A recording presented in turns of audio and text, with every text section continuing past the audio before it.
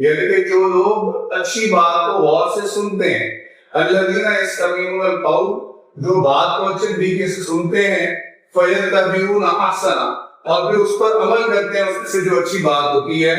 उलाइकल्लज़ीना हदाहुमुल्लाह, वही लोग हिदायत याफ्ता हैं, व उलाइका हुम उलुल अलबाब,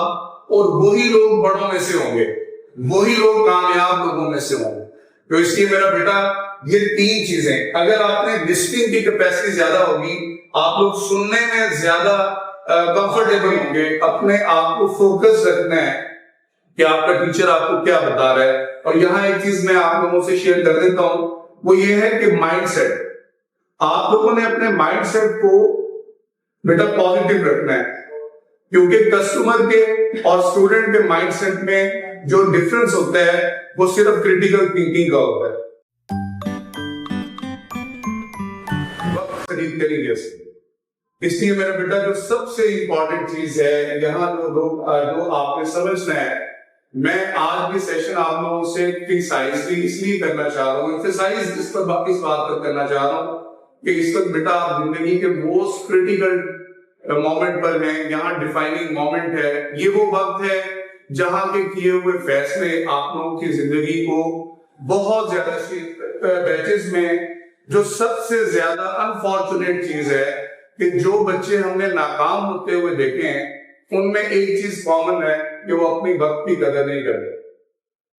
और जैसे जैसे ये टाइम बढ़ता चला जा रहा है, सोशल मीडिया का टाइम आता चला जा रहा है, और यहाँ पर इस टाइम पर जो बच्चे, जो बेटियां अपने टाइम की अहमियत को नहीं समझते,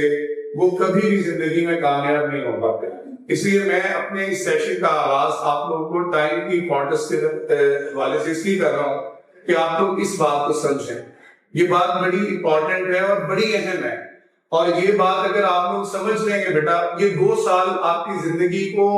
100% डिफाइन करेंगे। आप लोग घर में बैठकर आप दुनिया में बहुत अच्छे तरीके से सर्विसेज प्रोवाइड कर सकते हैं, बहुत ज्यादा कंट्रीब्यूट कर सकते हैं, लेकिन उसके लिए वही बात है जो मैंने शुरू में की है कि आपकी स्किल्स और आपकी अंडरस्टैंडिंग, ये 2 चीजें मैटर करती हैं कि आप लोग में कितनी स्किल है और आप में कितनी अंडरस्टैंडिंग है, तभी जाकर आप इस जो कॉन्स्टेंट है एजुकेशन की, उसको रीच कर सकते हैं। ये सेल्फ असेसमेंट की चंद एक चीज है। और अभी मैं आप लोगों से डिस्कस करूंगा कि फ्यूचर डिमांडिंग करियर्स कौन कौन से हैं। देखिए बेटा, प्री मेडिकल स्टूडेंट्स के करियर कौन से हैं, प्री इंजीनियरिंग स्टूडेंट्स के करियर कौन से हैं, और कॉमन फील्ड्स कौन सी हैं, आईसीएस के स्टूडेंट्स की फील्ड्स कौन सी हैं, ये सारी हम डिस्कस करते हैं। इसमें प्री मेडिकल स्टूडेंट्स जो हैं, उनके करियर को अगर हम बात करें तो उनके लिए सबसे पहली ऑप्शन तो एमबीबीएस का है, लेकिन हकीकत क्या है वो आप लोग भी जानते हैं, हम लोग भी जानते हैं कि जस्ट जो है वो 2 और 3% स्टूडेंट्स जो हैं वो एमबीबीएस में पहुंच पाते हैं ओपन यूनिवर्सिटीज के जरिए, जहां विद मेरिट और सेल्फ बेसिस पर अगर कोई अफोर्ड कर सकते हैं पेरेंट्स, तो वो बहुत कम रेशो होती है उसकी भी। तो पहला आपके पास ऑप्शन है एमबीबीएस का, और मेरी दुआ है और एमपीबी में ये पोटेंशियल है। अभी पिछले दिनों शेख ज़ैद मेडिकल कॉलेज के जो एमएस हैं वो यहाँ तशरीफ लाए, और उन्होंने एक बात मुझसे की, और ये बात सुनकर मैं अपने टीचर्स का, एमपीबी मैनेजमेंट को खराज तहसीन पेश करना चाहूंगा कि उन्होंने कहा कि मैंने लास्ट टाइम शेख ज़ैद मेडिकल कॉलेज में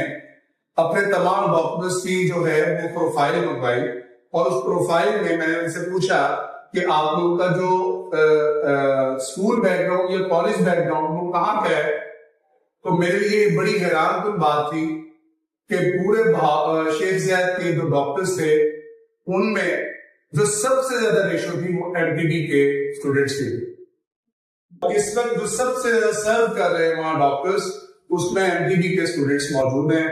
और ये बात हमारे लिए भी और इस शहर के लिए भी फख्र का बायस है। लेकिन मैं बात अभी कर रहा हूँ कि प्री मेडिकल में पहला आपके पास एमबीबीएस का ऑप्शन है, लेकिन अगर एमबीबीएस नहीं होता तो इसका मतलब ये नहीं है कि प्री मेडिकल जो है वो खत्म हो गई। प्री मेडिकल की बहुत सारी ऑप्शन है, उनमें से चंद एक में टाइम की कॉन्स्टेंट है, तो मैं चंद एक चीजें आपसे शेयर कर लेता हूँ। इसमें बीडीएस है नेक्स्ट ऑप्शन, इसमें नेक्स्ट इन तमाम सब्जेक्ट्स की डिटेल डिस्कशन बाद में हम करेंगे। अभी मैं जस्ट आपको ऑप्शंस के तौर पर बता रहा हूँ। फॉर्म बी है, डीपीटी है, डॉक्टर ऑफ फिजिकल थेरेपी, ठीक है। बीएससी नर्सिंग है, इसमें अभी लास्ट टाइम आप लोगों से एक सेशन हुआ है बेटी का, वो एएफएमएस का। तो एएफएमएस में वो बेटी जो है वो इस वक्त लेफ्टिनेंट और कैप्टन, अभी उसकी छोटी सिस्टर भी अभी लेफ्टिनेंट हो चुकी हैं। तो वो आप लोग वहां फौज में बहुत अच्छा जो है फील्ड चूज कर सकते हैं इसमें एएफएमएस के जरिए, बाकी बीएस नर्सिंग भी कर सकते हैं। इसके साथ बीएससी ऑनर्स है, बायोटेक्नोलॉजी है, ये भी बहुत अच्छी फील्ड है। इसी तरीके से मेडिकल इंजीनियरिंग टेक्नोलॉजी है बीएस। फिर इसके साथ ये जो इम्पोर्टेंट जो इसके जो बहुत ज्यादा इम्पोर्टेंट सब्जेक्ट्स हैं या फील्ड्स हैं वो मैं आप लोगों से शेयर कर रहा हूँ, लेकिन इसके एक बहुत लंबी लिस्ट है जो अभी हम टीचर्स को दे देंगे, वो आप लोगों से शेयर कर लेंगे फिर मेडिकल के स्टूडेंट्स के साथ। और इसमें बीएस ऑप्टोमेट्री एंड ऑर्थोटिक्स है और ऑप्टोमेट, बीएस ऑनर्स है, कार्डिक परफ्यूजन है, इसमें डीवीएम है, इसमें बीएससी न्यूट्रिशन है। ये चंद एक मैंने आपसे डिस्कस किए हैं प्री मेडिकल की फील्ड्स। हमारे बच्चे बहुत सारे सवाल करते हैं कि सर अगर हमने प्री मेडिकल रखी है और हमारा मेरिट ना बना तो हम क्या करेंगे। तो मैंने आप लोगों से ये बात इसलिए शेयर की है कि प्री मेडिकल के स्टूडेंट्स के लिए बहुत सारी ऑप्शंस हैं और आप लोग प्री मेडिकल अगर आप लोगों का उसमें इंटरेस्ट है, बात फिर वही आ जाती है कि आपने जॉब को मद्देनजर रखते हुए फैसला नहीं करना, आप लोगों ने अपनी कंफर्टेबिलिटी को देखना है। अगर आपको बायो का सब्जेक्ट अच्छा लगता है तो आप लोग बगैर किसी हिचकिचाहट के बायो का सब्जेक्ट कर सकते हैं, क्योंकि एक बात याद रखें बेटा, जहां तक रास्ता नजर आता है वहां तक पहुंचना चाहिए।